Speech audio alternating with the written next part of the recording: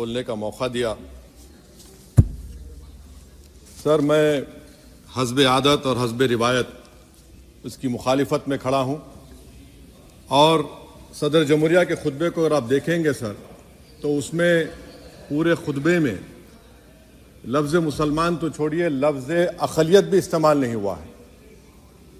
और मैं बड़ी जिम्मेदारी के साथ आपके सामने अर्ज़ कर रहा हूँ कि भारत में 14% मुसलमान जो आबादी के लिहाज से 17 करोड़ आते हैं, वो आज पिछले 10 साल में नरेंद्र मोदी की सरकार में अपने आप को एक गैर यकीनी कैफियत में पाते हैं, अपने सोचते हैं कि हमारी शनाख्त को ख़तरा है, हमारे वजूद को ख़तरा है। और मैं बड़ी जिम्मेदारी के साथ कह रहा हूं कि जज्बात में लाए बगैर कह रहा हूं कि आज 17 करोड़ मुसलमान अपने आप को ऐसा समझते हैं कि जिस ज़माने में हिटलर के ज़माने में यहूदी अपने आप को समझते थे। और उसकी मैं बताता हूं क्यों समझते हैं, बताता हूं आपको चंद मिनट में। सर, मिसाल के तौर पर आप देखिए खुतबे सदारत के हिस्से तहरीर का 32वां पैराग्राफ 32 पैराग्राफ में ड्रॉप आउट रेट का जिक्र हुआ, स्कूलों में इंदराज यानी एनरोलमेंट का जिक्र हुआ, एससीज का नाम लिया गया, एसटीज का नाम लिया गया, ओबीसीज का नाम लिया गया, लफ्ज़ अक़लियत का नाम नहीं लिया गया, मुसलमान तो छोड़िए। और सबसे ज़्यादा ड्रॉप आउट इस मुल्क में अगर स्कूलों में है तो मुसलमानों में है।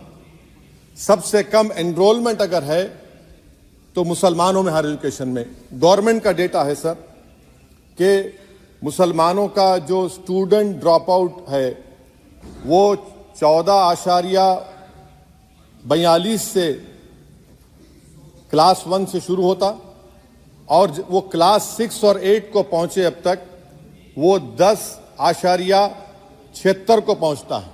ये गवर्नमेंट का डेटा है, यानी क्लास 1 से क्लास 6 से 8 तक ये हाल है। आपने क्या किया सर इस बजट में? प्री मैट्रिक स्कॉलरशिप को सिर्फ 9th क्लास तक महदूद कर दिया और इसमें आपने पैसे कम कर दिए प्री मैट्रिक स्कॉलरशिप में। और सर 2022-23 का बजट आप देखिए, 5026 करोड़ रुपए दिए गए थे, जिसमें से सिर्फ 663 करोड़ इस्तेमाल हुए। अब आप आ जाइए सर, AISHE का डेटा है कि हायर एजुकेशन में मुसलमानों का 8.5 ड्रॉप आउट रेट हुआ है। 2020-21 में गवर्नमेंट का डेटा बता रहा है कि 1,80,000 मुसलमान हायर एजुकेशन में नहीं है।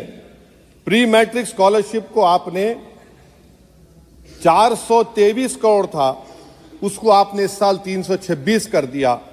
मौन आज़ाद फेलोशिप को 45 करोड़ कर दिया। MCM जो 44 करोड़ था 33 करोड़ कर दिया। बताइए, जो सबसे ज्यादा जिसका कम्युनिटी का ड्रॉप आउट रेट है और जो हायर एजुकेशन नहीं, उससे आप ये बर्ताव करते हैं। सर, दूसरी बात यह है कि हम ये देख रहे हैं कि 10 साल में इस सरकार में कोई हद नहीं छोड़ी है गलत हुक्मरानी की, नफरतों को भड़काने की, कोई हद नहीं छोड़ी गलत फहमियों को फैलाने की, और कोई हद नहीं छोड़ी इस मुल्क के अवाम नास को तर्क करने की। इस 10 साल में हमने क्या देखा सर? जमहूरियत हमारे वतन अजीज की को बचाना बहुत जरूरी है, ये गरीबों के लिए और कमजोरों की एक बहुत बड़ी ताकत है। मगर 10 साल में 9.5 साल में क्या हुआ?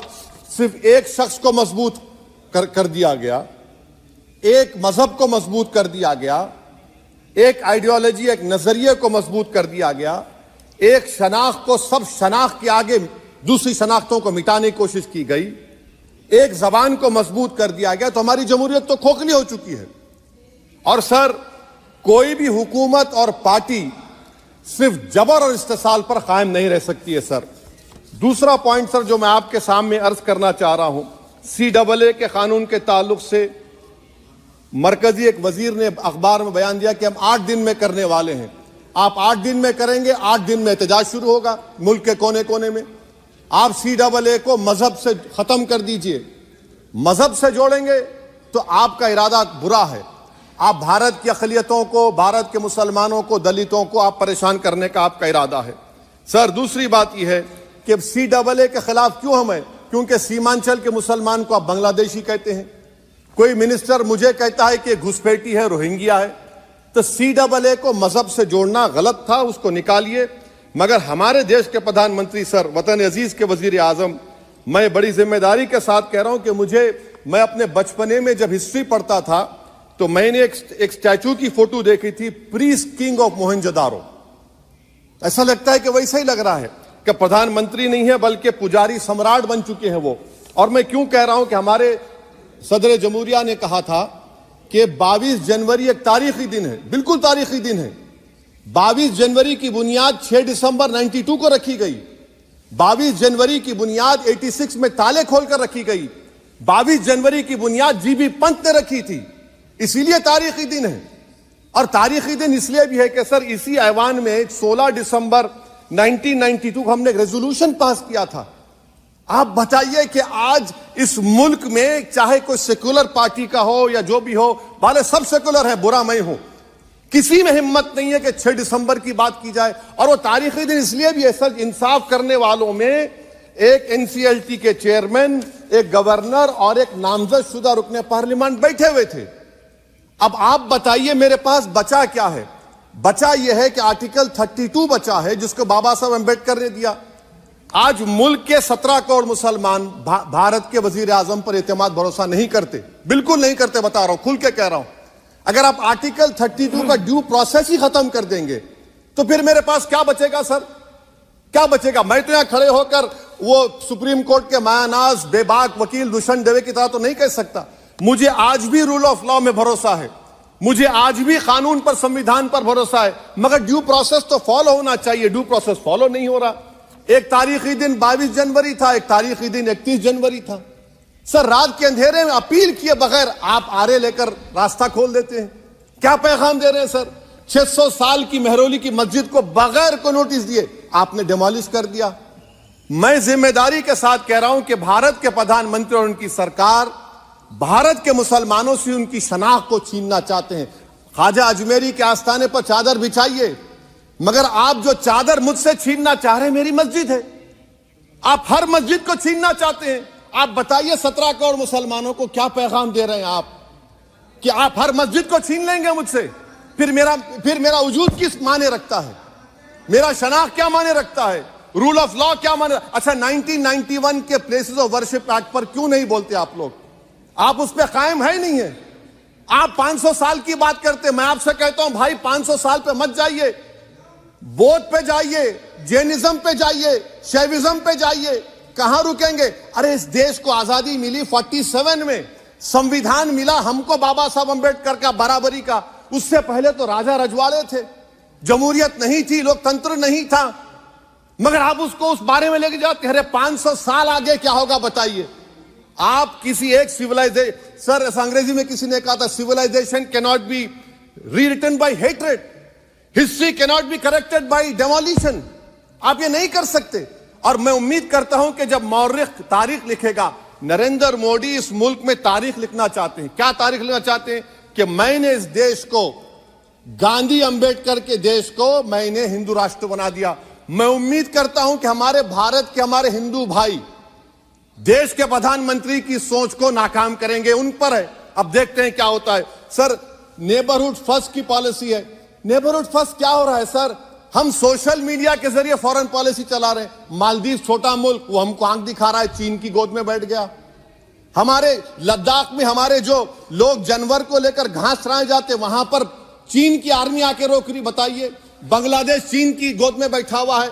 आप गैलेंट्री अवार्ड दे रहे हैं, क्यों दे रहे हैं? कि चीन बैठा हुआ है। तो आपका बफर जोन गया कहां भाई साहब? आपका बफर जोन तो कहां गया नहीं मालूम, गायब हो गया बफर जोन। और दूसरी बात सर, आप ये भी देख लीजिए कि यहां पर मैं आपको इंपॉर्टेंट पॉइंट ये बताना चाह रहा हूं सर। ये हम बोलते हैं India middle east economic corridor, कितना पैसा है बताइए? वो नहीं बताया जाता। अच्छा सर, सबसे तकलीफ दे बात मेरे लिए है कि भारत ने यूनेस्को का इलेक्शन पाकिस्तान से हार गया। हम पाकिस्तान से हार गए, ये आपकी फॉरेन पॉलिसी है। यूनेस्को के इलेक्शन हम पाकिस्तान से हार गए। अच्छा, मामला इजराइल का, फलस्तीन का, गाजा का आया। अक्टूबर में 10,000 लोग मर गए, हमने यूएन में सीज फायर की तायीद नहीं की। दिसंबर आया, 20,000 मर गए, तो हमने तायीद कर दी। क्यों तायीद की? क्योंकि ग्लोबल साउथ को हमको फॉलो करना पड़ रहा है। भारत ग्लोबल साउथ को फॉलो कर रहा है। मेरे लिए तकलीफ दे बात है। यह आपकी नाकामी का बहुत बड़ा सबूत है इसीलिए हम बता रहे हैं कि यह सरकार की बहुत से नाकाम। सर अलीगढ़ मुस्लिम यूनिवर्सिटी, आखिरी पॉइंट, अलीगढ़ मुस्लिम यूनिवर्सिटी, सर आप उत्तर प्रदेश से आते हैं, सर 81 में एक्ट पास हुआ, हमारा लॉ ऑफिसर कोर्ट में कहता है कि मैं पार्लियामेंट के एक्ट को नहीं मानता। कैसे नहीं मानते सर? क्या नरेंद्र मोदी ने पार्लियामेंट को नॉमिनेट किया या पार्लियामेंट ने नरेंद्र मोदी को प्रधानमंत्री बनाया? बताइए। 81 के एक्ट को नहीं मानते सर। 2 ही तो सेंट्रल यूनिवर्सिटी है मुसलमानों के, 1,80,000 आप ही के सरकार के दौर में मुसलमान हायर एजुकेशन निकल गए। आप अलीगढ़ मुस्लिम से छीनना चाह रहे हैं। Theory of separation of powers में एग्जीक्यूटिव हमको डिक्टेट करेगा। मेरी आवाज तो पार्लियामेंट है, अब मेरी आवाज के खिलाफ एग्जीक्यूटिव सुप्रीम कोर्ट में बोलता है। अलीगढ़ मुस्लिम यूनिवर्सिटी से इतनी नफरत क्यों है आपको? वहां पर तो हिंदू भाई भी पढ़ते हैं। सर ये अलीगढ़ मुस्लिम यूनिवर्सिटी का मामला है सर। तो मैं आपसे इस बात पर, इस शेर पर अपनी बात को खत्म कर रहा हूं सर। आप भी उर्दू दां हैं जी।